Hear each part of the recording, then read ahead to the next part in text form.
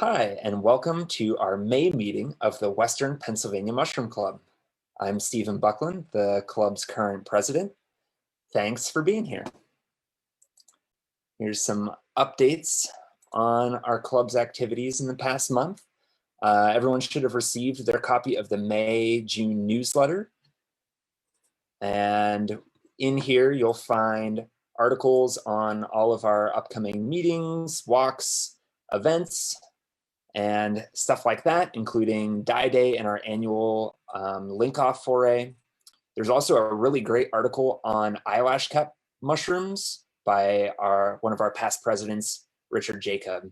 And there's a lot of other goodies in the newsletter as well. So definitely recommend checking it out. It should be in your mailbox or inbox, and you can find it on our website as well. And just a reminder that submissions are always welcome to the newsletter. And if there's something you'd like to contribute, just reach out to Cecily Franklin, who is the editor. In terms of in-person walks since our last meeting in April, we've had three different in-person walks. First up was April 25th at Riverview Park, and that was hosted by the Pittsburgh Parks Conservancy. Jim Tunney, Kara Coulter, and myself were on the books as identifiers for that walk, but we ended up having 3 club mycologists and 3 club identifiers present for that walk. So we had more identifiers than participants, I think, by the end of the walk. It's kind of fun. We also had a walk April 30th at Devil's Hollow, and that was hosted by Allegheny Land Trust. So Julie Travellini and Fluff Berger were the identifiers for that. And yeah, this was kind of a kickoff event for the City Nature Challenge. So participating in this walk definitely helped get some more observations up on iNaturalist to boost our fungi stats. Also the same weekend, the next day, May 1st at Braddock's Trail Park. This was a pop-up walk hosted by Richard Jacob. And I saw 3 species of morels in the species list from that walk. So could be a good spot to go look next spring. But yeah, like I said, both of those were part of the City Nature Challenge. Here's some of our stats for the Pittsburgh region.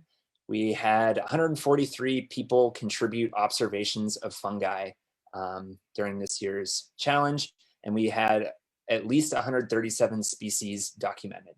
So that's a new record for Pittsburgh during the City Nature Challenge. In every metric, we saw growth compared to last year, even though overall there were fewer people participating this year compared to last year. So I think the love for fungi is alive and well and continuing to grow. And that's just really awesome to see. This wasn't a walk, but there was a film screening at the Tull Family Theater of a movie called The Truffle Hunters. And on May 7th, Barb DeRizzo gave a presentation before the screening. And then our sales chair, Aaron Gahn, was there selling merchandise, and Jim Wasik was there sharing information about the club. And I was there too, just kind of hanging out. And in terms of virtual programs, Kara released a video on morels in the past month. That was pretty good. And I did a webinar on spring mushrooms that aren't morels, because I feel like people talk a lot about morels and not about the other spring fungi. So just trying to spread some love for the other species. In terms of upcoming walks, here's some events with Allegheny Land Trust. On May 23rd, there will be a walk at Barking Slopes. June 9th at Gertie's Woods. July 16th, there will be a beginner's walk at Bethel Green, and July 31st at Sycamore Island. All of the walks are free except for Sycamore Island, because you have to get a boat ride over to the island. So the cost helps cover renting that boat so that we can get to and from the island. But yeah, Julie Travellini is going to be leading all of these walks with some help from identifiers from the club. I think I'll be helping out on the 23rd, Kara will be helping on the 9th, and Lamont will be helping on the 31st. And you can register for those at AlleghenyLandTrust.org/events.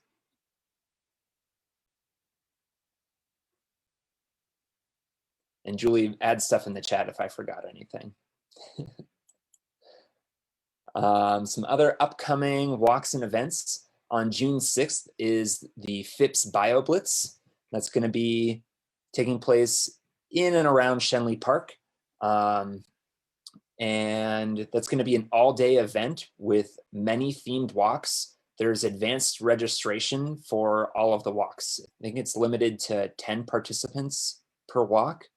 So if you're interested in trees or insects or other things, you should check out their website and see if there's a couple walks you want to sign up for. I'll be leading a couple walks that day that don't focus on fungi, but Richard Jacob is going to be leading a walk at 2 p.m.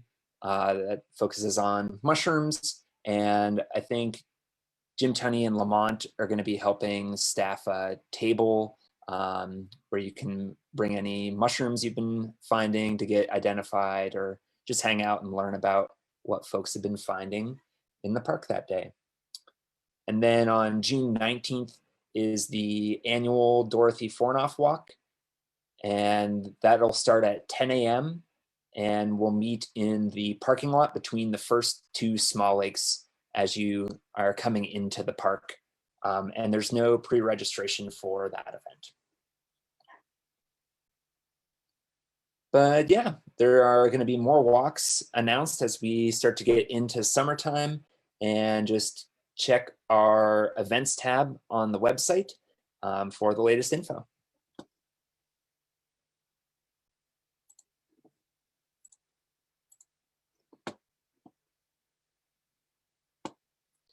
All right, this is just a reminder of our monthly meeting schedule and what our topics are. And we are still planning to resume in-person meetings in August. So hopefully we'll be doing our cultivation meeting in person at Beechwood Farms.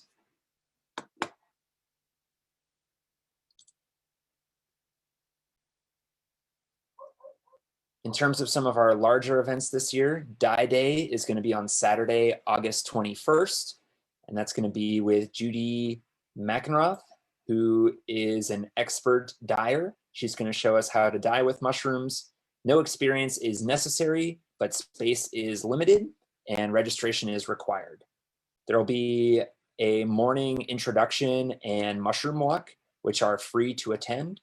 And the afternoon session costs $10. And if you're planning on staying for both, we recommend packing a lunch.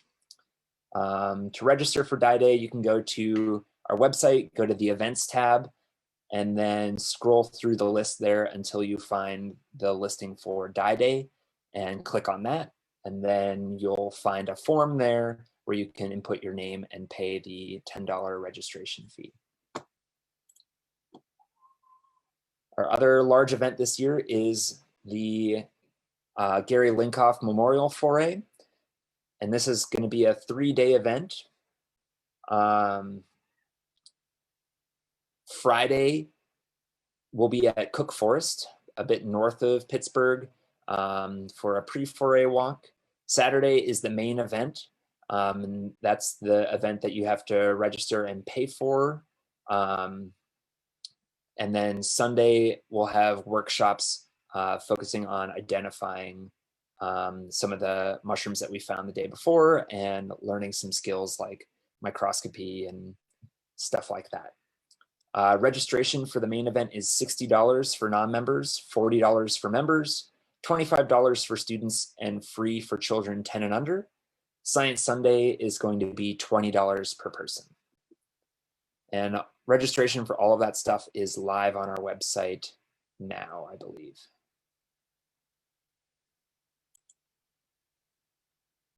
So yeah, our speakers this year are going to be Leon Chernoff and Michael Kuo. Leon's the editor of Mushroom, the Journal of Wild Mushrooming, and Michael is the developer of mushroomexpert.com. So really excited to be bringing them both to Pittsburgh to speak for the club this fall.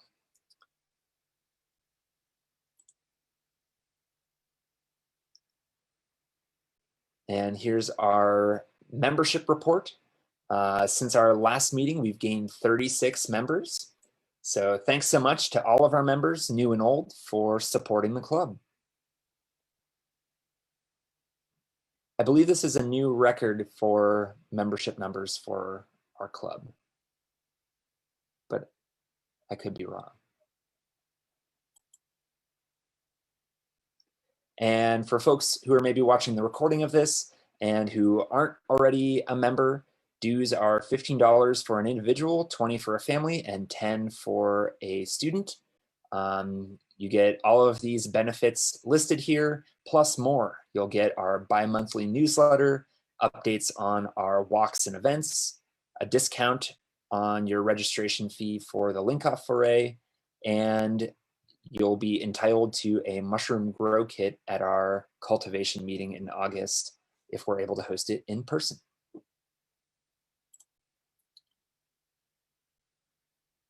Another program we have is our Button ID program, and it recognizes club members who can identify different species of fungi.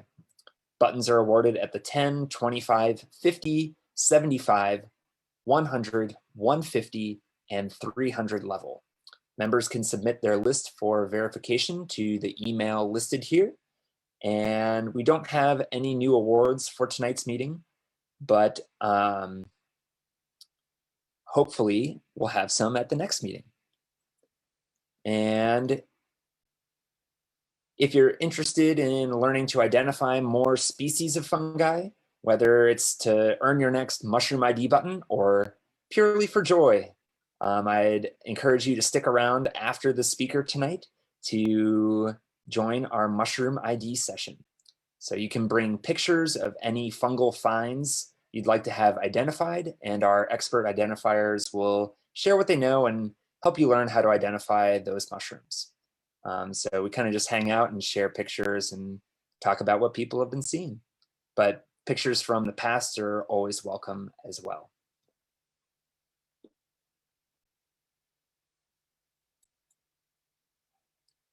All right, next month's meeting, we're going to be welcoming Dr. Kristen Wickert, who will be presenting a talk called Fungi as Plant Pathogens. Plant pathology is like a giant puzzle with many different pieces that tell a story about our ecosystem's health. Fungi are commonly an important piece in that puzzle. Dr. Kristen Wickert is a forest plant pathologist who specializes in the fungi of our eastern forests. She's going to highlight some of the obvious and not so obvious fungal players that are influencing our forest composition. Dr. Wickert has a bachelor's degree in forest biology from Penn State, as well as a master's and doctoral degrees in forest plant pathology from West Virginia University. So I think that's going to be a really awesome meeting. I'm really excited to meet Kristen and learn some more about fungal plant pathogens. All right, does anyone have anything else to share with the group before I introduce tonight's speakers?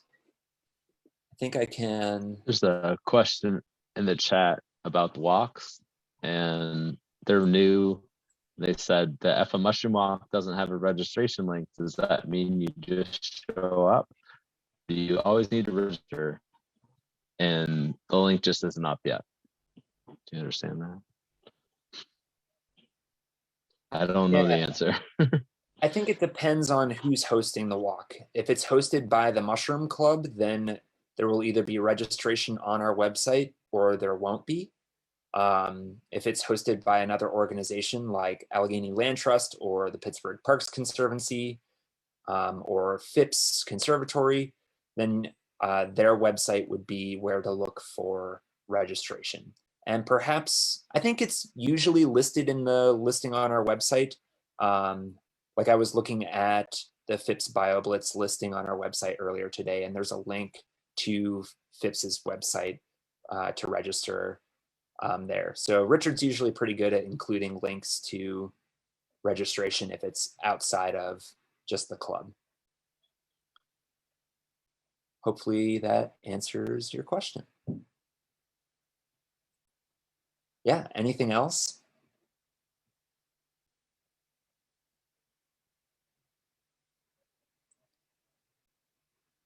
Awesome. Well, without further ado, I will introduce our speakers tonight.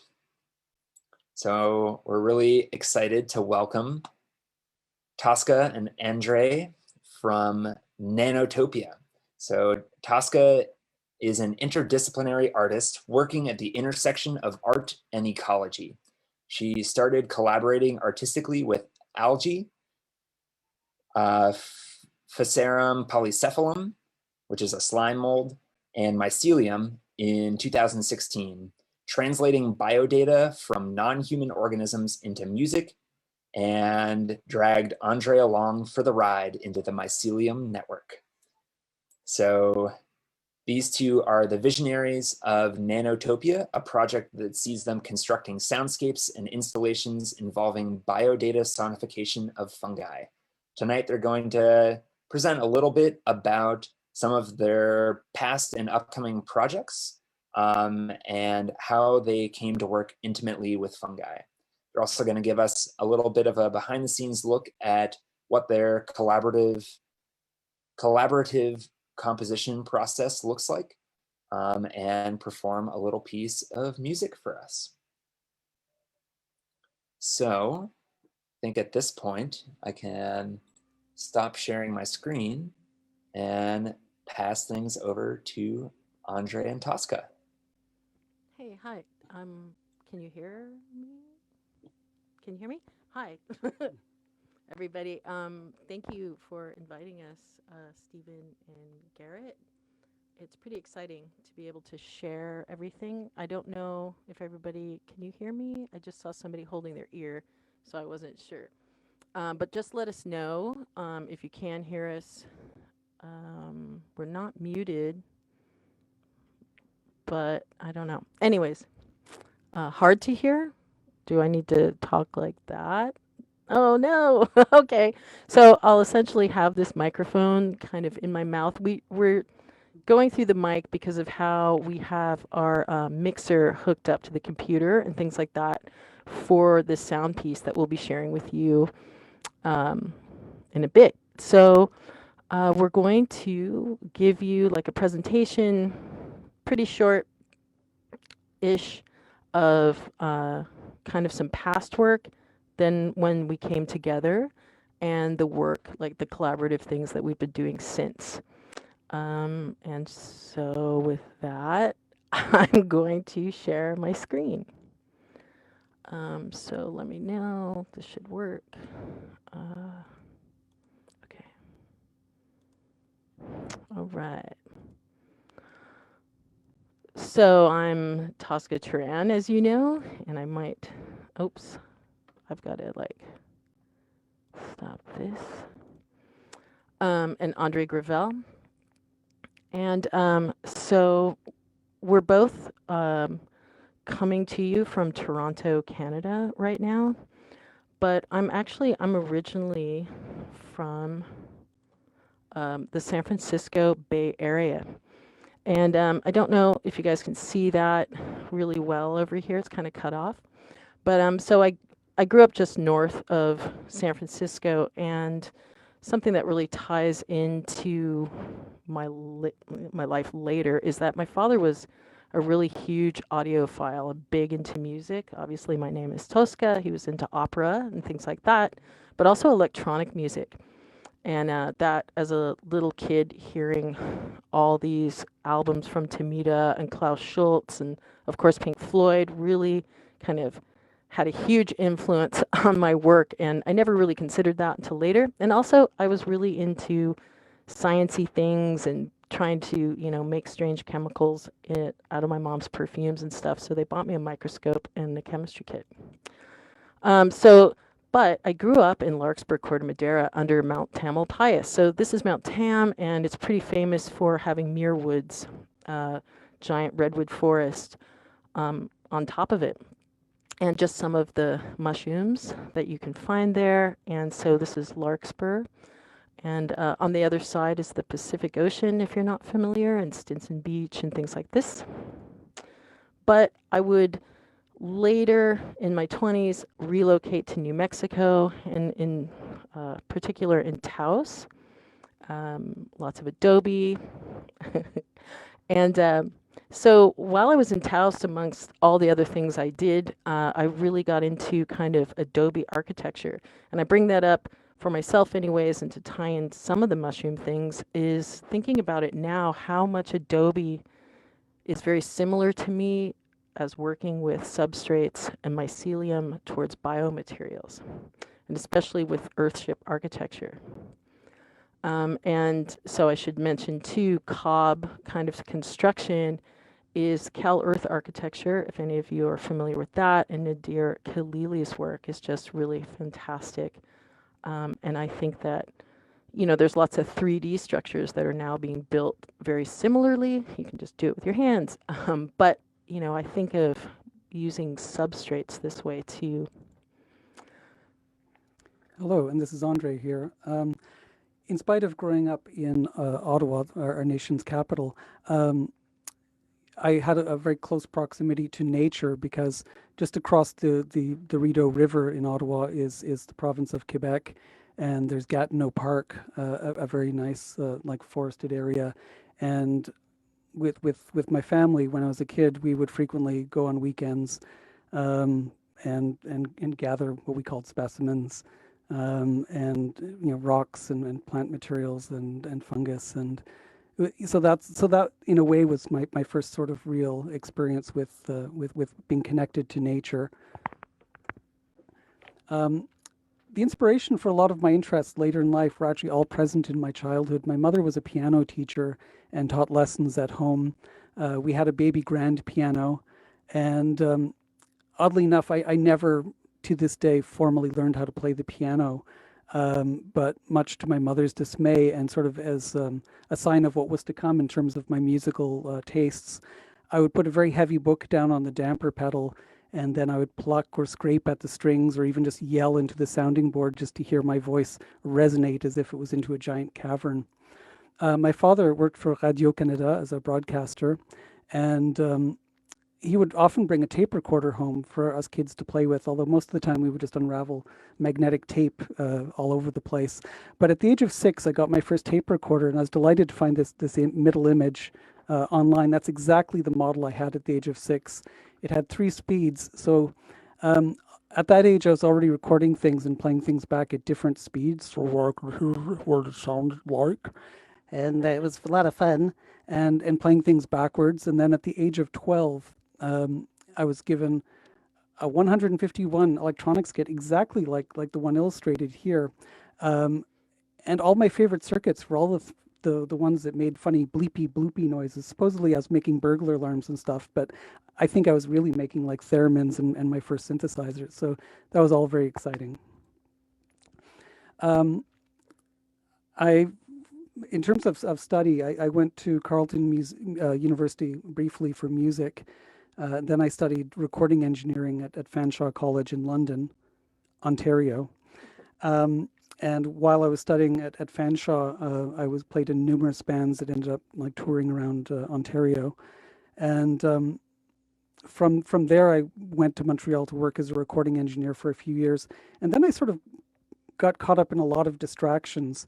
I got involved with live theater, doing sound design as well as technical support. I dabbled in photography, and ultimately moved to Toronto and somehow drifted into film. And currently I'm the senior technical manager of the Toronto International Film Festival. The funny thing for me about film is that for music, the kind of music I really like to make and I like to listen to is very much like a soundtrack. It's about creating a sense of space, a sense of going somewhere.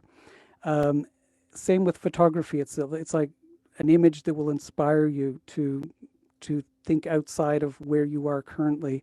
And film was just this magic medium in terms of combining sort of everything together. And so my involvement with film festivals meant that I would often travel to other film festivals, and that's how I met Tosca. So yeah, so we met in Taos at the Taos Talking Picture Festival, which is sadly no longer alive. But while it was an incredible documentary style film festival. So Andrei and I met, and I left the States and I migrated to Canada to become a Canadian. And so we started full on collaborating together. And one of our very first works, I guess I should say, I relocated to Canada in 2001. And so this was our first installation together. And so my background is really like metalsmithing and working with glass and just a lot of sculptural types of things. And so Andrei would usually create like a soundscape for these odd devices or sculptures that I would make. So transgenic morphosis was a concept of where you're in a distant dystopian future looking back at maybe 50 years, let's say from 2003, or maybe 100 years, and you're looking at this discarded, strange tech that's broken down and things like that. So we created the soundscape, and we had different actors and people like recite things in different languages that would pertain to our strange non-invasive implants. And then Orbis Tertius was another installation where I created kind of my view of cybernetic organisms or internal organs, and they were all made out of metal, and some of them were glass. I had an MRI of a heart that was playing, and again, it was another instance where Andrei created this incredible soundscape for it. Sometimes I would loan like maybe some field recordings for these soundscapes. And then there's Techni. So this is a device, it's a picture here under body bus of Andrei wearing it's kind of a joke because this would be a very invasive implant, but it's another non-invasive implant. And so MIDI would connect to you, and you would send images back and forth from your friend who might wear another aspect. You can see here on the left side of the screen, there's a tiny, I don't really have a pointer, and I don't know if you can see my cursor. I don't know if you can, but I'm circling like this little cell. So you would wear this, and this is actually a camera that would transmit like your location to the person wearing this, and you could see it on this little screen. And so the MIDI is kind of the sound input there. And we did a lot of things with the Design Exchange in Toronto. Would do these different festivals every year. And this one was based on the entity, which is in a way looking like a radiolarian or like a diatome. But it was a hearing device, so you could hold it up to your ear and you would hear these strange sounds. And this was to take place at Toronto's Historic Distillery District.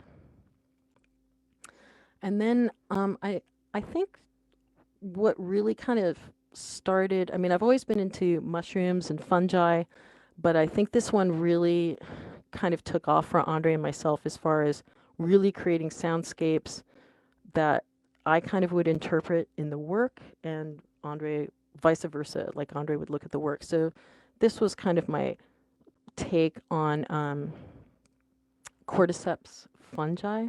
So I made my own kind of genus. And so these are all kind of wearable rings, and they showed at Urban Glass. So I have a piece of the soundscape here that I'd like to play for you. Maybe just a part of it that goes with this. So let me know, like nod, I can see some of you if you can hear it.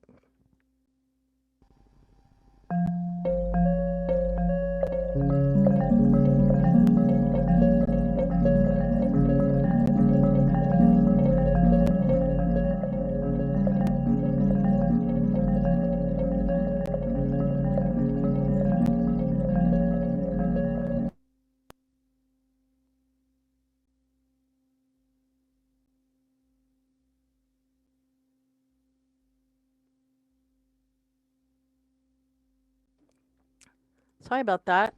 Did I just like cut out for a minute? Sorry. Okay, so sorry about that. I minimized the screen by accident. Okay.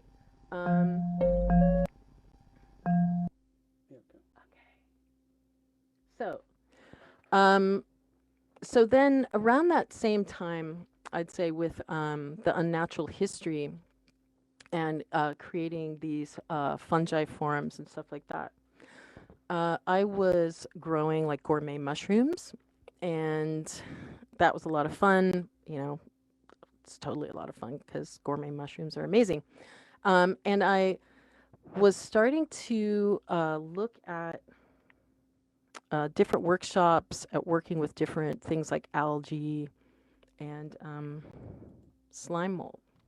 So Physarum polycephalum, the many-headed slime. I took this workshop with a person that's very into him here. Her name is Sarah Shuka, and she kind of suggested I look at working with Physarum polycephalum as my way of working with a non-human like alien. And just for some reason, the concept of working with an alien life form just completely blew my mind. And I thought, oh my God, the mushrooms I'm growing and working with this slime mold. So with slime mold, we would do like a lot of mazes, and you know, you can make where you can kind of suggest that the slime mold would make connections to make music, but they really do their own thing. And I started looking at different electronics, as Andrei kind of mentioned, you know, with making things in their youth that would buzz and make sounds.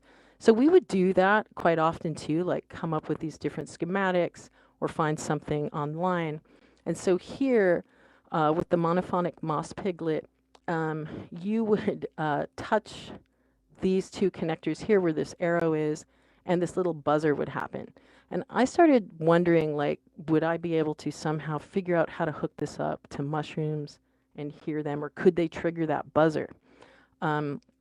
And it's very much like if, I don't know if they sell them in the States, they're these little chicks you can buy around Easter, and you touch these two connectors on the bottom and they make this really creepy little, yeah, it's really creepy because they usually they reskin them in October to look like little bats or like little Draculas, but they're still making that same peeping sound. It's very strange, but they're cool. You touch these two connectors and they make that sound. So anyways, from a lot of research and Googling, I came upon different images. I didn't really know, you know, what am I looking for? I know that there are microphones that exist that, you know, can pick up incredible frequencies that just are outside of our human hearing. But gaining access to these things, it was next to impossible for me. Either they're over in Europe somewhere or they're sitting in a lab and only, you know, the researchers that are working with them can get a hold of them. But it was during that I, instead of looking for mushrooms, I typed in plants. Like I just was, is somebody listening to the sounds of plants? And lo and behold, Sam Kusumano appeared. And Sam is pretty amazing. He has Electricity for Progress, is his site, and he worked for a company called Data Garden. And Data Garden, I don't really recall what year it was, but they did a Kickstarter for what's called the MIDI Sprout. This was totally past MIDI Sprout time, and to be honest, the MIDI Sprout at that time was really outside of my price range to be able to justify buying one. I didn't know if it would work or not. So I found a person in Germany named Manuel Domke who was selling he had grabbed the schematic because it is open source from Sam, the MIDI Sprout. And he had the schematic and he had the Arduino code. So he had made his own boards. And we'll show you one after our presentation, kind of what they look like if you're unfamiliar. But so he sold me a board and some of the components. So I put one together and I was telling Andrei all about it. Like, you know, I'm going to put these electrodes on this mushroom and we're going to hear a sound. Andrei's like, didn't really believe me. I didn't really believe it. I was very skeptical of myself. And so this is from a bag of mushrooms, some mycelium I was growing at the time. And when I placed, this is probably actually the third time because the first time we were so blown away. And then I decided we have to record this and share this on SoundCloud. Like, oh my gosh, the sounds of all kinds of different fungi. So I'll play this. It's very bizarre.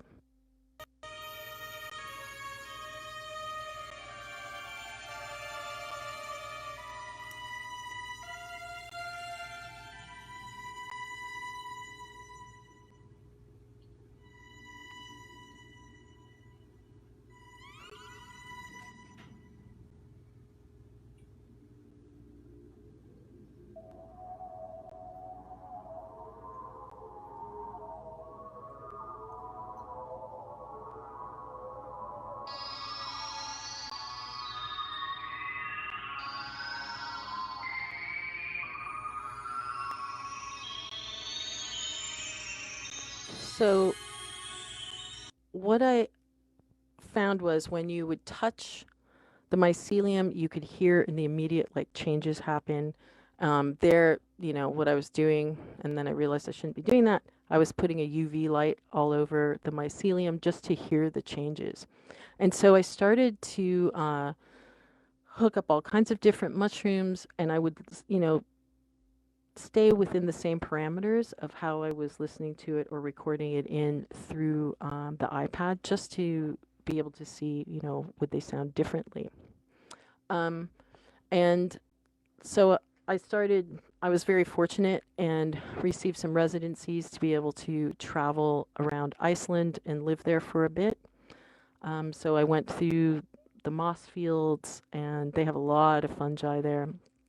And up in Skagastrand, where this image is of these people sitting, they like this. Actually, this person here is Magnus Magnusson, was the mayor of Skagastrand, and he absolutely did not believe me at all that he was listening to mushrooms. But then when he touched this bag, yeah, he was pretty blown away. And so these are the different places, kind of some of them on the map that I'm showing of where I had gone and collected sounds. And so, and we're going to talk about how exactly this board is working and how it's picking up these sounds and how it's translating them too. And I also, just a little thing here, I don't know if you can see that, but I got to work with Arctic foxes too, and that was pretty cool. So then in 2018, I thought it would be really great for Nuit Blanche, which is a 24-hour art event that happens in Toronto. It also happens in Paris, France, and in other parts of the world, not necessarily on the same dates. But I had sculpted these very strange forms out of Ganoderma lucidum and hemp, and with some brand nutrients and things like that. So I would sculpt them and then let them sit for a while so they would grow or fruit, or, you know, I'd keep them alive as much as I possibly could without them drying out. And the concept was for the evening of Nuit Blanche, we would plug these into 6 different synthesizers and have like a big mushroom rave kind of party going on. And when it came time to take down the show, Tosca was out of the country, so that task fell to me. And they actually grew into the wall. It was really quite incredible.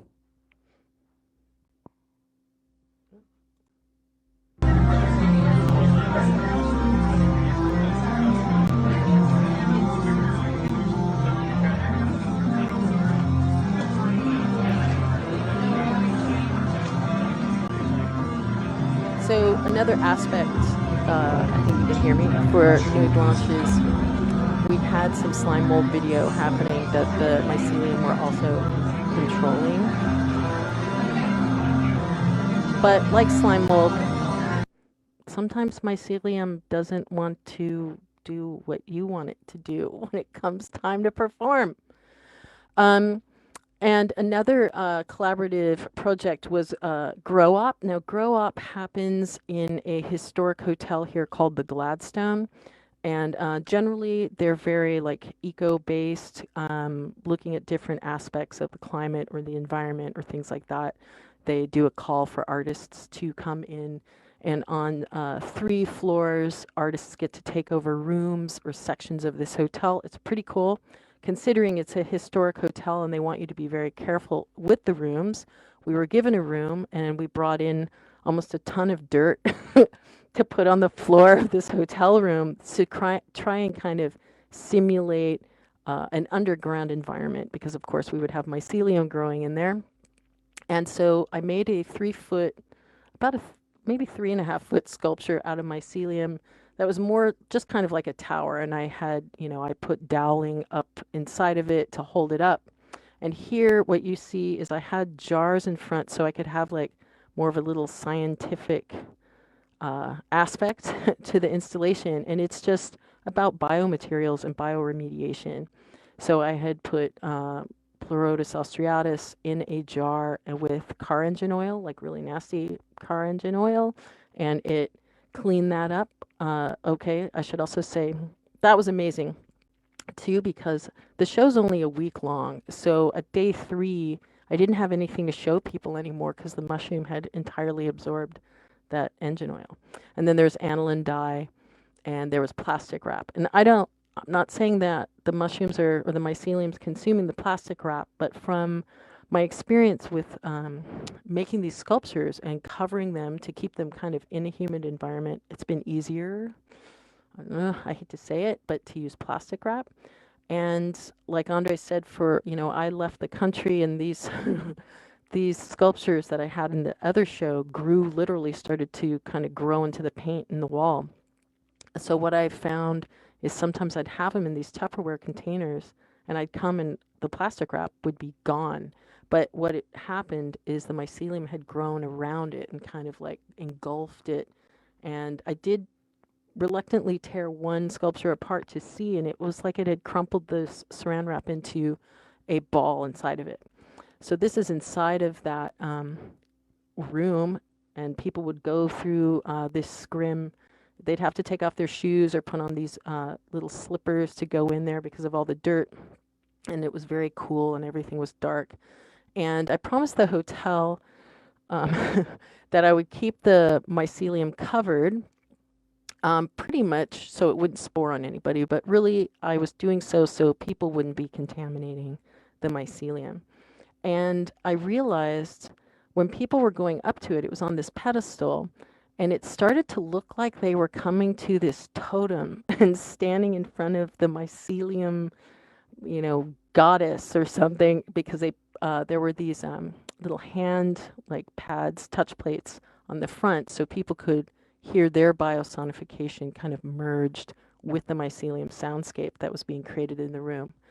And we had a lot of fiber optics in here too that were controlled by the mycelium. They were also supposed to kind of emulate the mycelium growing underground in the roots. And I really started recognizing here with this installation how this biosonification of fungi, like mycelium in particular, people really have quite an empathic response. We would find people in there in tears crying because they were so moved that they never consider these things alive. And we've had this too with kids that when they don't see plants moving, they think they're dead, but they hear these sounds and they can hear them, in real time. They're hearing these things happen. So these are the touch plates, very primitive touch plates. It's just copper tape that I put down, and I have electrodes hooked up to those. And we had our biodata modules in these little containers here to be free of the dirt and things like that. And so about a week in, there was a mushroom starting to, it was fruiting out the top of the bag. And then in 2019, I was very lucky, and I received a residency at MoCA, Toronto, which is the Museum of Contemporary Art here. And it was in partnership with the Ontario Science Centre. And so my project, at the end of this 3-month residency, artists were asked to create an installation that would be installed at the Ontario Science Centre. And so I made the mycelium Martian dome, which was an 8.5 feet tall by about 16.5 feet wide. And the concept was that all the negative spaces would have mycelium like panels, or, and I'd be able to try growing some mycelium literally within the panel. But also the Martian aspect would be a living, the alien, I'll say, was the mycelium inside the dome would be creating like a soundscape. So people could come in and interact with that and learn more about biosonification and a little bit more about, again, Ganoderma lucidum. And pretty much I go with Ganoderma lucidum because out of all the fungi I've listened to so far, it's the most musical, if you will. Like it's always very melodic, where I find Pleurotus austriatus is great, but it's hyperactive all the time. It seems like from pink oysters to blue oysters.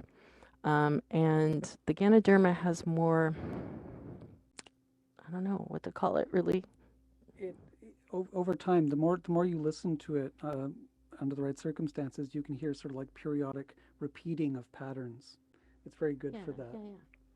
So, and here's a little video I'll play for you of the mycelium Martian dome, and there's some mushroom music happening here.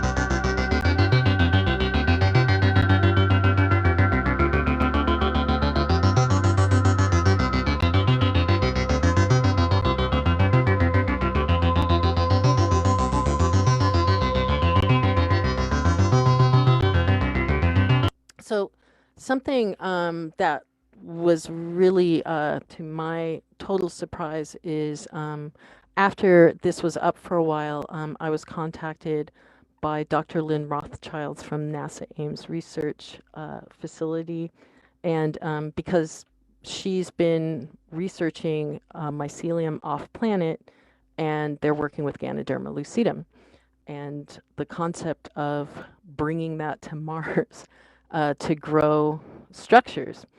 And so what she was interested in, I mean, trust me, I was floored that I'm like, NASA, this is, wow. So what they're doing is, you've probably read about it, like to be able to use possibly the dirt or whatever that, they find there on Mars, somehow turn that into a filament, like a substrate that can be a 3D filament, so they can, make these structures there.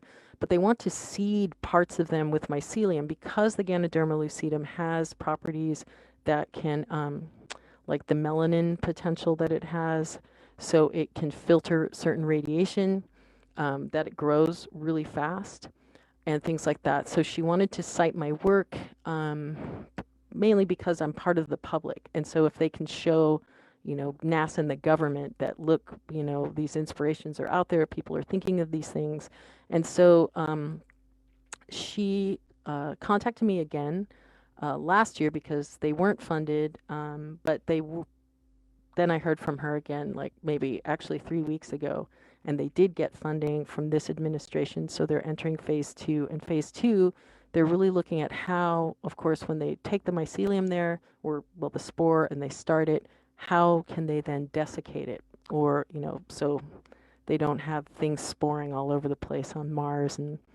But that's going to be really interesting. So I think they're going to start, first things they're going to start trying to do will be on the moon or something like that. But it's really interesting research that they're conducting with mushrooms. And then one of the last really great things I think that I got to do pre-pandemic and everything shutting down was I won this environmental award from Big C in Australia. And I got to go to Australia for 2 months and work with botanists and mycologists there. And this was actually, this Ganoderma was the first thing I saw on this bushwalk that this person took me down. We were going, like, it was really interesting because we were way up in the Blue Mountains, and we would then travel down within these mountains to these rainforests. And over here, there's the Wallamai pine, and the Wallamai pine is this prehistoric pine that it looks like somebody put Cocoa Puffs all over the tree for bark. Like the trees, I don't know if you ever get a chance to go to Australia. If you haven't been, their flora and fauna there are just wild. They're wow. But unfortunately, I was there during the wrong time of year too, to really be looking for a lot of mushrooms. And it was right before, unfortunately, like all those horrible fires that happened. So it was really, really dry season there. So I did see the Ganoderma, and there were a couple rainfalls where these strange sponge mushrooms, nobody knew what they were. They were coming out of the trees, and they looked like sponge. They were strange. So that was an incredible thing. And so more recently this year, I have the Forest Undersound, which is up right now. I know that's a lot to read. I don't expect you to read it all. But so Forest Undersound is like kind of, inviting people to think about sentience of fungi and like, are they aware that they're fungi? I don't know. Are they aware of their surroundings? Are they aware of us being around? So I had these cases made, and inside here you can see what I did is cardboard culture. So I started some oyster mushrooms just in cardboard, rolled it up. The cardboard was entirely cultivated, and then I have in here a ton of substrate that I put together of hardwood, just a different mix of, I have some friends that are woodworkers that helped actually with the mycelium Martian dome wood that have given me a lot of their sawdust and things like that, and some hemp and stuff. And it's hooked up to synthesizers.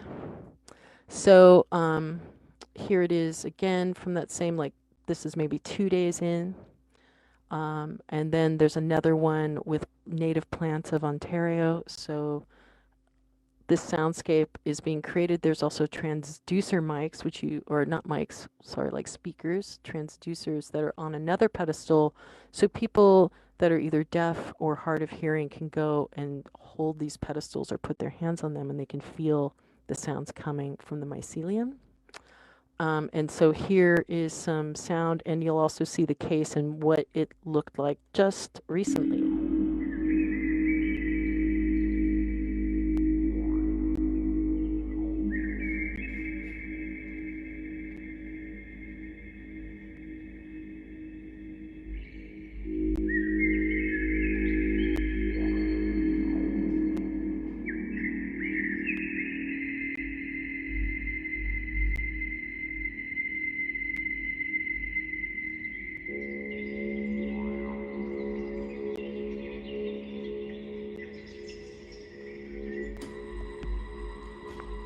Uh-oh, it's fruiting. So this is what happened. So I get this kind of this email from the museum that the mushrooms, something's happening with the case. So this was unexpected because the museum made the cases for me, and you know they're plexiglass, so you use this adhesive that melts the plexiglass to itself. And then on top of that, we siliconed the entire case. So I figured, well, yeah, of course the mushrooms are going to, you know, the mycelium will fruit and we'll have fruiting bodies in there and you'll hear that. But I did not think at all that somehow a mushroom would find a hole or some maybe ate through. I don't know. We don't know. Because of course during we're in restrictions restrictive measures here still, and this went up in January, so at some point I guess in April it's been covered because the museum's been closed, but they still have their lights on and people come and check them out and stuff like that that are the work people that work there. And it's a good thing because the guy saw these and he freaked out. But I couldn't get anybody to cut them and eat them because they weren't sure if I was telling them the truth or not, that they're gourmet mushrooms. So I had to go in and rescue the case and put in the plant case for now and figure out, how did you guys escape? But yeah. And so another biosonification thing that's being worked on, but this is going to be more with analog instruments. So using the biosonification modules, because they output MIDI, like MIDI notes and controls, they detect fluctuations in conductivity between 1,000 to 100,000th of a second. And that gets translated into these MIDI notes and controls. I'm going to have them like hitting like little percussive instruments and chimes and things like that. So it'll be like this mycorrhizal rhythm machine of some sort. I'm pretty excited about that. And a pretty big project that actually it was started last year, but it's still in its R&D phase, is symbiosis dysbiosis. And this was really initiated, it's my concept, but the initiation came from the Goethe Institute Montreal in having like a big support behind this. And so it's creating a boreal forest and Canadian coastal rainforest in virtual reality through photogrammetry. And we're turning these into point clouds. And so right now we have some, you know, great bracket mushroom point clouds and things, and we're bringing the biodata from living mycelium into the virtual space, and people can go within this virtual space and interact and kind of get, it's about impact in forest environments and how we impact them, but microbiome, like what we leave behind, what we take with us. And so there's a lot of work with a lot of different people involved in realizing, you know, all these microbial things in the fungi. And something that will be happening sooner is a maze, Berlin. And this happens online. It also happens in Berlin if Berlin, you know, were open, but they're taking everything online this year. And this is similar in that it's going to be in VR. So right now I'm working with this incredible team that is located in South Africa, and some people are in Montreal, Canada, and I'm doing my part here. So we are bringing living mycelium biodata into VR chat, and a whole world environment is being created right now in this virtual space. And I've also figured out how to bring touch. So during the course of this festival, which is July 21st to July 24th, so if you have headsets, if you have a Quest, get, or if you don't, go get one. It's going to be super cool. Or if you have, you know, any kind of Steam VR capabilities, you'll also be able to visit it through like 2D from a desktop computer. And we're bringing also the touch from people that'll be in the virtual space, wherever they are in the world, to the living mycelium that will be here with me. And that's being done through haptic controllers that we can connect to these virtual spaces. And so we were doing some live test things. Maybe I'll play a little bit of that for you.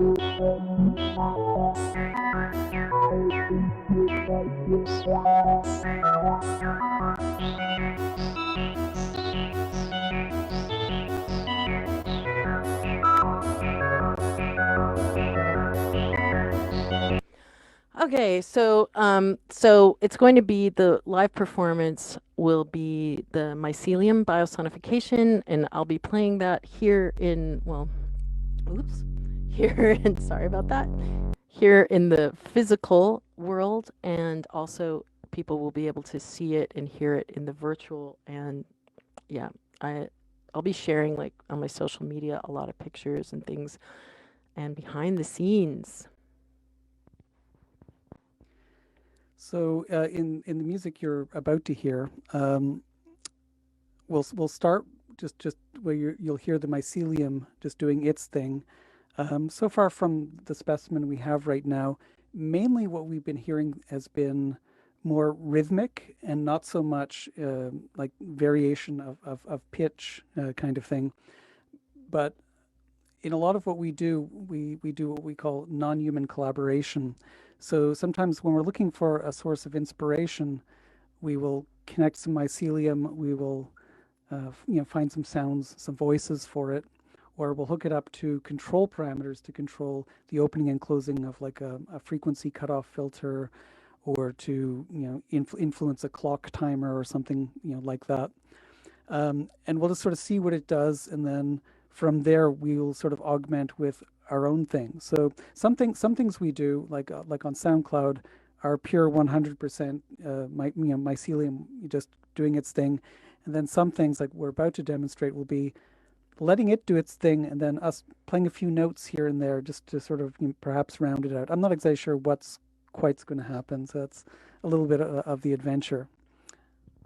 So I'm going to stop the screen share, and I will start up our video. So we're going to show you where the mushrooms are. So yeah, you can see, I think you can see that bin over there. So there's a lot of Ganoderma lucidum growing in there. I don't know if we can hold it up. Mainly what you see is a lot of condensation and stuff like that.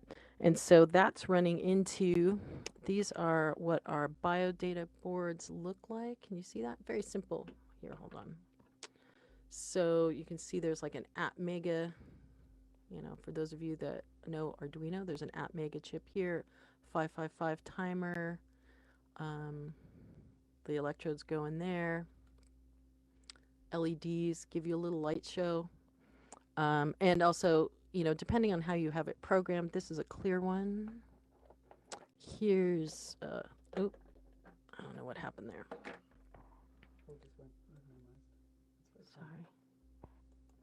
Sorry. Or sometimes, they're rainbow or whatever, so you can kind of see what note it's hitting, because you can always, change the scale. You could make up your own scales and things like that.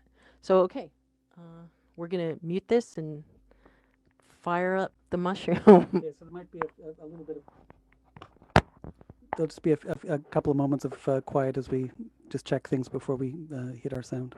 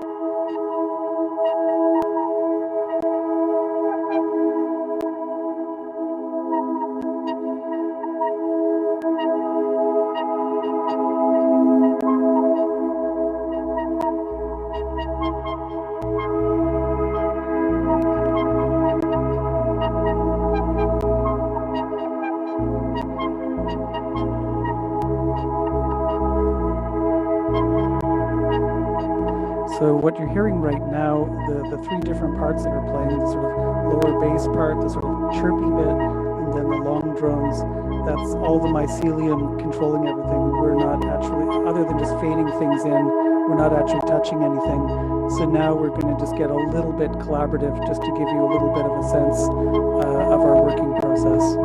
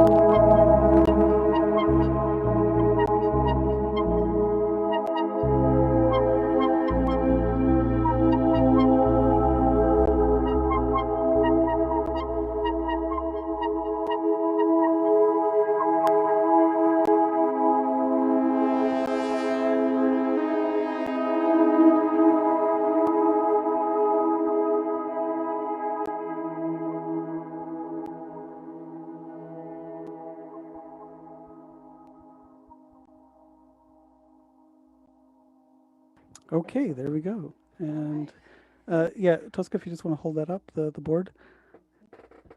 So this board right here, you can see the LEDs flashing, and that's sort of showing all of the activity that's coming from the mycelium. So I think we're now at a point where we can take questions, if there's any questions. Wow, that was incredible. Yeah, we've got. Thanks. You're all blue.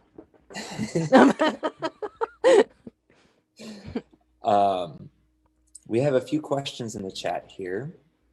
So a little while ago, someone asked, where can we sign up for your Amaze performance? Oh, okay. So, well, that information isn't out yet. Actually, tomorrow I'll be sending them a lot of images that earlier today went into the world that's still being created and took a lot of shots, so they can use those for PR. So I believe they are. Amaze Festival Berlin is on. Gosh, I think they're everywhere on social media. Like, if you are, they're in Facebook. Instagram, Discord, Slack. But what I could do is I could share that link with Garrett and Steven, and maybe, you guys could spread it around, because definitely we'll be sharing it, because I know for the performance, it's going to be a limited number of people that will be able to go into the world, so the world doesn't, VR and can crash sometimes if there's over so many people. So I think they're going to limit it to probably 30 people being able to come in, but it will be live streaming too. So yeah, I will share that link for sure. Oh, thanks. Yeah, for sharing that. But once I have a registration link, that will definitely be up on all my social media. Anyways, I'll be sharing that quite a bit. Awesome. I see a bunch of questions in the chat that I think I could address fairly quickly. Sweet. Thank you for the comment about totally being able to do yoga to this. And just as a note, there's lots of things on our SoundCloud, as well as the Nanotopia channel on YouTube. Really, with COVID, we actually got into a whole bunch of different sort of like live music events online. So in a way, that the last year or so has actually been very good for us creatively in that sense. Do they make different types of music when they can hear themselves and when the speakers are in a different room so they can't hear themselves? One thing that was definitely really, really interesting was I being around Tosca and all these things. I've sort of have a sense of just sort of seeing the growth cycles and how long certain things take.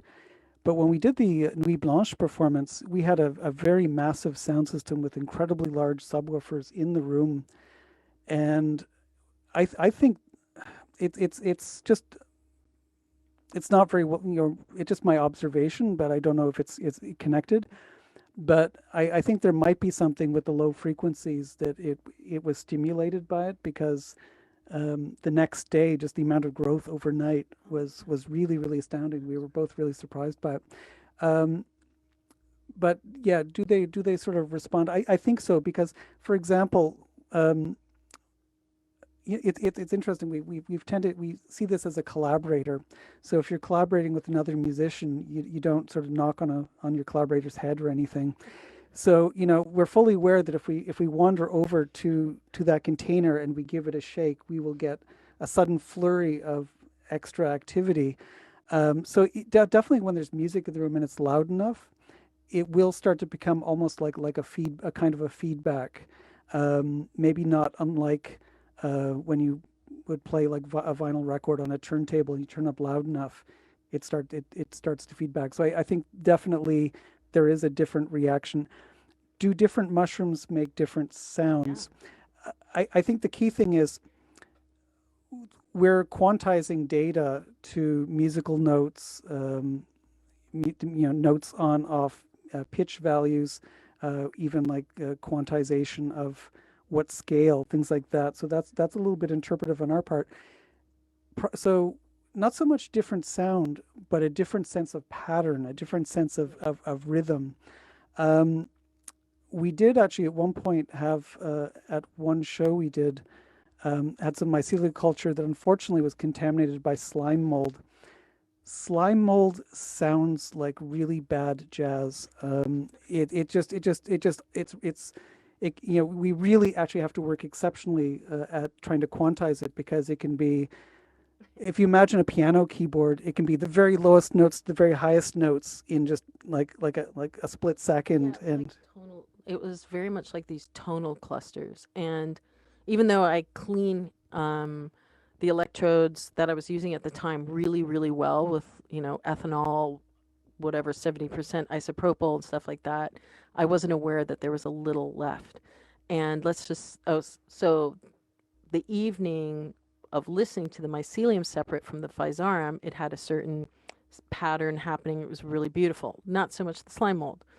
Then 3 days later, when I checked on the mycelium, I saw there was a ring of slime mold around it. I, at that time, wasn't aware that they're like mortal enemies. And the sound then that was coming from the mycelium, even using, the same parameters, same synth voice, it sounded totally different. It sounded very frenetic, is like the best way to put it. And a scientist that I know that works with slime mold exclusively said you probably heard a battle cry because they're mortal enemies, because the slime mold was devouring the mycelium. And I felt terrible. So we buried it in the backyard in hopes that, the mycelium would fruit and be able to get away by spore, and maybe the slime mold would find something more interesting to go and attack. I really, growing these for this long now and listening, like translating these this conductivity into sound, it's like I'm hearing them. So they're now, I feel very close to the mycelium. okay, so I'm going to answer a couple of questions at once. Is there a certain megahertz range? So if we think about, just to reiterate what Tosca mentioned earlier, all living things are electrically conductive, and just as a process of being a living biological entity, if you measure changes of conductivity to something, its own life processes will cause a fluctuation.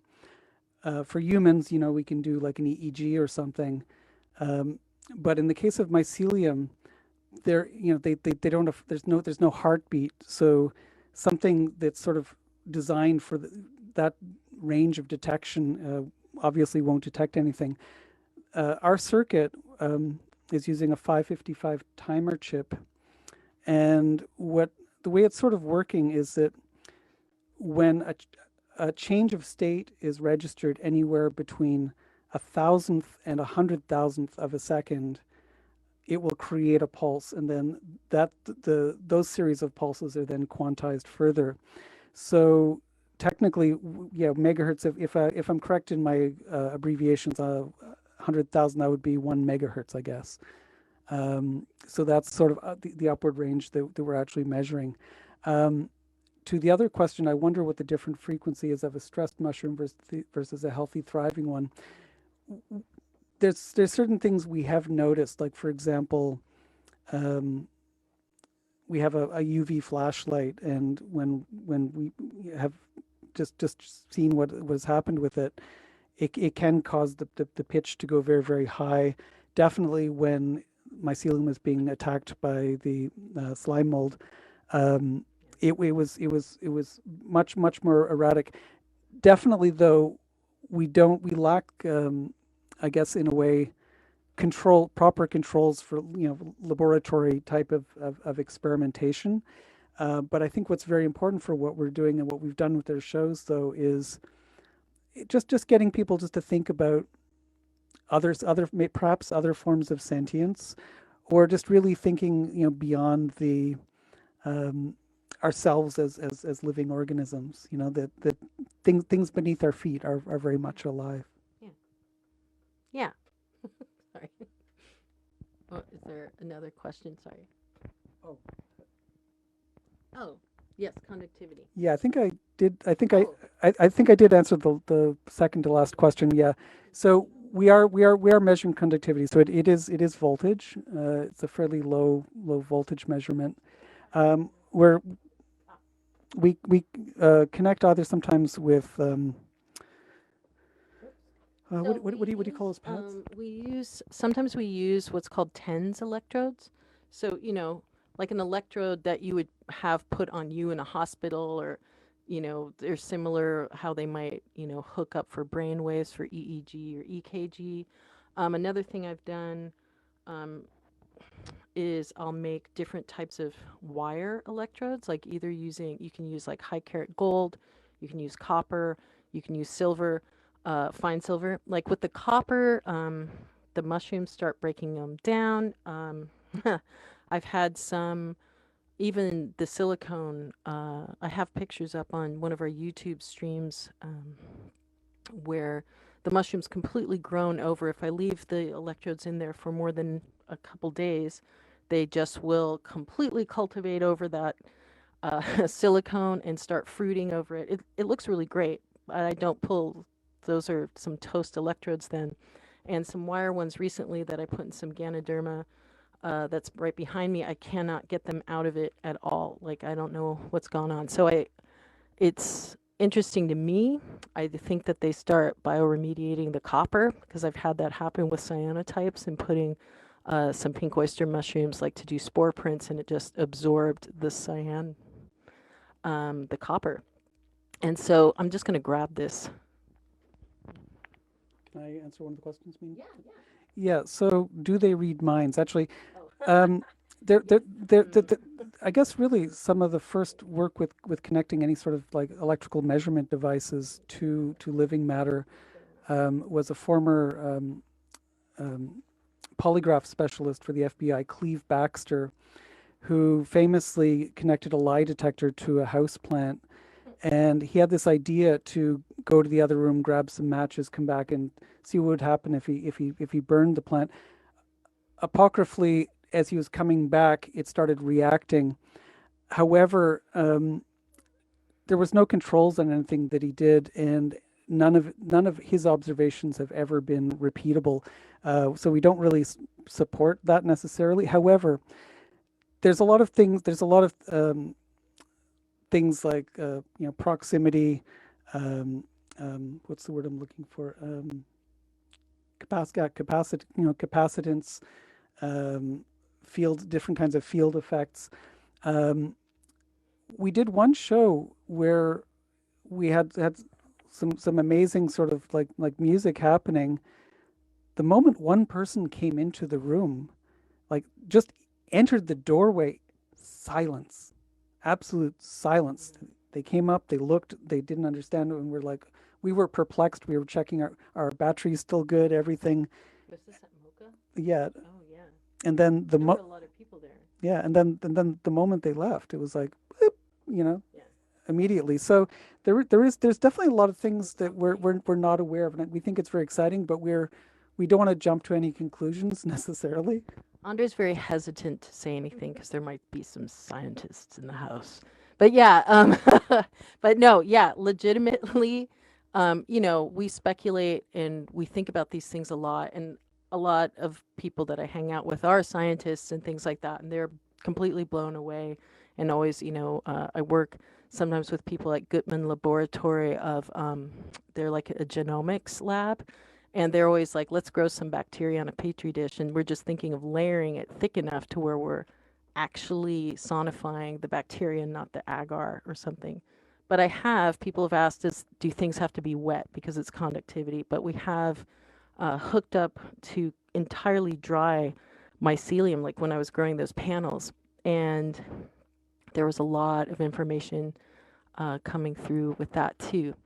And yes, sometimes we do hit record like immediately because it can be really amazing what's happening.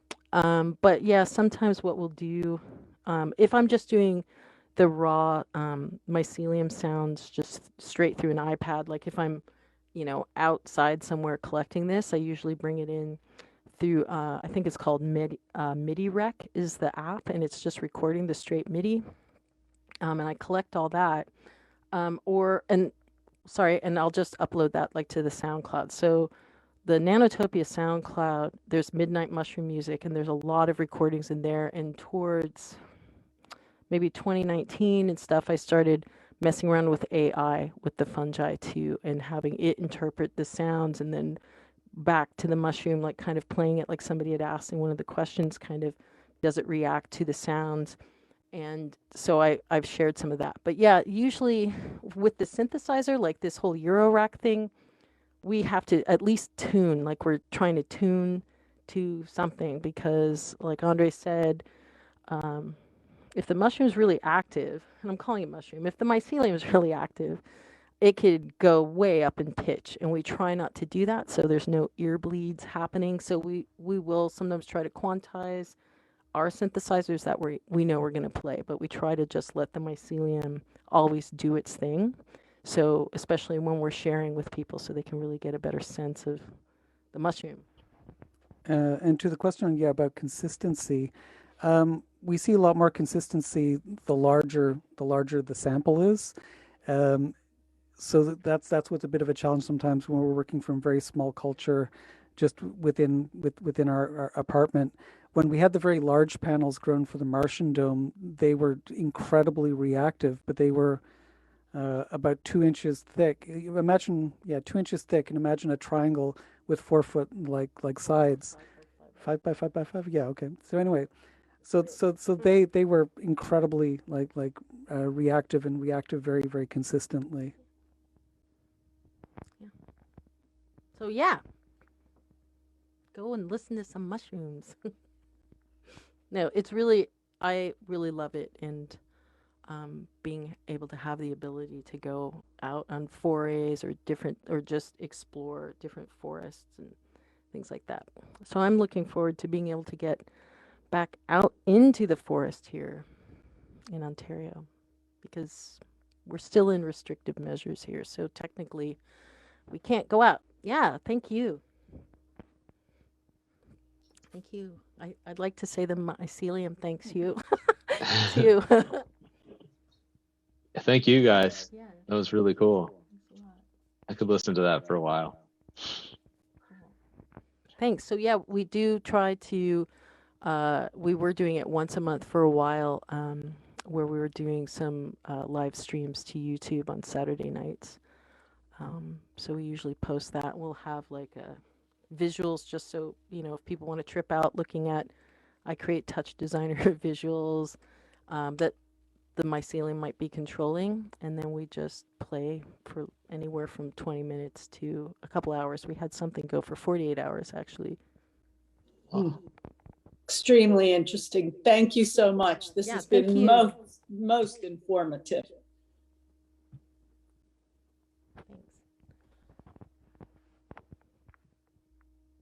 Thanks. Okay, so I have a billion more questions too, but feel free to email. I'll keep it myself, probably. Okay.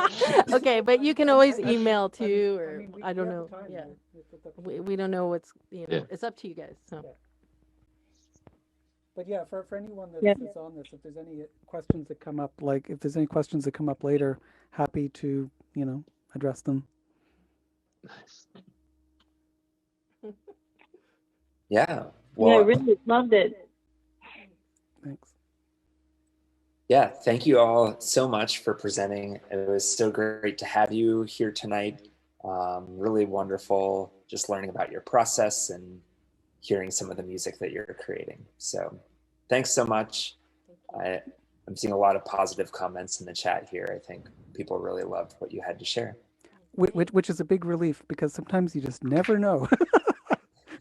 Yeah, but thank you. You're a great audience. Thank you very much. Really appreciate being invited.